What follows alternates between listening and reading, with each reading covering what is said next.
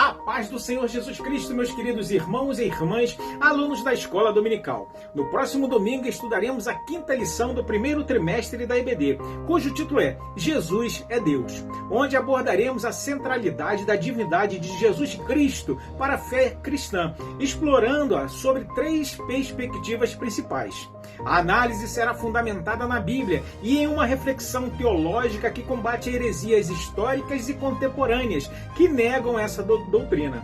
Vamos aprender um pouco mais sobre a cristologia, a doutrina sobre a pessoa de Jesus Cristo? Vamos saber o que é arianismo, uma heresia que nega a divindade de Jesus? Preparados? Vamos em frente então. Todos os livros das Escrituras Sagradas, sejam eles os do Antigo Testamento, sejam eles do Novo Testamento, revelam a divindade de Jesus. 735 anos aproximadamente antes de Cristo, Yeshayahu, o Isaías, profetizava o nascimento do Messias, que se chamaria Emanuel, que é Deus conosco, conforme Isaías 7,14. Portanto, o mesmo Senhor vos dará um sinal. Eis que a Virgem conceberá e dará à luz a um filho e o chamará o seu nome, Emanuel.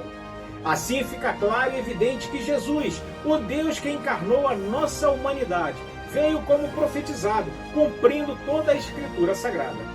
Iniciaremos a próxima lição reafirmando que a divindade de Jesus Cristo é uma verdade fundamental nas Escrituras. Nesse sentido, podemos destacar dois argumentos principais. Primeiro, Jesus é Deus. A Bíblia apresenta explicitamente Jesus como Deus. Em João, capítulo 1 e versículo 1, lemos: no princípio era o Verbo, e o Verbo estava com Deus, e o Verbo era Deus. Além disso, em João 20, 28, Tomé declara: Senhor meu e Deus meu. Uma confissão aceita por Jesus, corroborando sua divindade.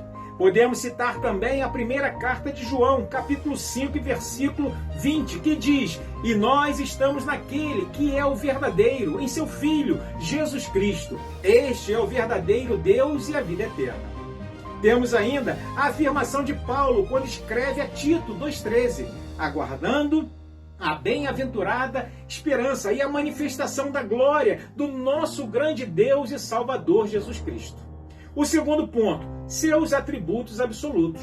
Jesus possui atributos que somente Deus detém, como onipotência. Em Mateus 28,18, o próprio Jesus afirma: é-me dado todo o poder no céu e na terra. Em João 16,30 está sua onisciência. Agora conhecemos que sabes tudo. Em Apocalipse 22,13, Jesus afirma sua eternidade. Eu sou o Alfa e o Ômega, o princípio e o fim, o primeiro e o derradeiro. Esses atributos confirmam sua natureza divina. No tópico 2, examinaremos o arianismo, uma heresia que nega a divindade plena de Cristo. Na aula passada falamos sobre o unicismo e o unitarismo. Relembrando, o unicismo não nega a deidade absoluta de Jesus, nem do Espírito Santo, mas nega a Trindade, pois ensinam os unicistas que o Pai, o Filho e o Espírito Santo são uma única pessoa e não três pessoas distintas em uma só divindade. Como afirmamos há pouco, o arianismo nega a divindade plena de Jesus, o Cristo. Esse movimento herético surgiu no IV século e ensinava que Jesus era uma criatura, não consubstancial ao Pai.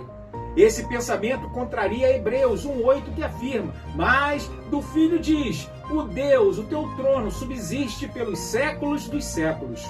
Os arianos argumentam que expressões como Filho de Deus indicavam subordinação ontológica. Entretanto, nós, assembleianos, refutamos essa ideia com passagens como João 10,30, onde Jesus afirma: eu e o Pai somos um. O criador do arianismo foi um presbítero de nome Ário, e seus ensinos heréticos foram condenados no Concílio de Nicéia, realizado em 325 d.C. Neste concílio, ficou definida a consubstancialidade de Cristo com o Pai, como verdade de fé, algo não aceita por Ário. O símbolo niceno confessa que Cristo é Deus de Deus, luz de luz, Deus verdadeiro de Deus verdadeiro. Por fim, no último tópico, analisaremos a influência do arianismo em grupos contemporâneos que rejeitam a divindade de Jesus. Por exemplo, a tradução do Novo Mundo, produzidas pelas Testemunhas de Jeová, distorce textos chaves, como João 1:1, traduzindo como "E o Verbo era com Deus". Na tradução do Novo Mundo, é utilizado Deus com a letra D inicial na forma minúscula, ou seja, essa tradução viola as regras gramaticais do grego original. Mais exemplos ainda citando a tradução do Novo Mundo. Em Tito 2,13 está escrito: "Grande Deus e nosso Senhor Jesus Cristo". E na segunda carta de Pedro 1,1 diz o texto: "Nosso Deus e Salvador Jesus Cristo". Essas duas passagens declaram que Jesus é Deus. Todavia, a tradução do Novo Mundo diz: "Do grande Deus e do nosso Salvador, Jesus Cristo". No texto, eles escrevem, na primeira carta a Pedro, diz assim: "Do nosso Deus e do Salvador Jesus Cristo". Eles mudaram o texto sagrado ao acrescentarem um "do", onde não existe no texto grego para desvincular a divindade de Jesus. Sobre os movimentos orientais, encontramos grupos como o hinduísmo, que reinterpretam Jesus como um avatar ou mestre espiritual, negando sua identidade divina, conforme apresentada em Colossenses 2,9, que diz: "Porque nele habita corporalmente toda a plenitude da divindade".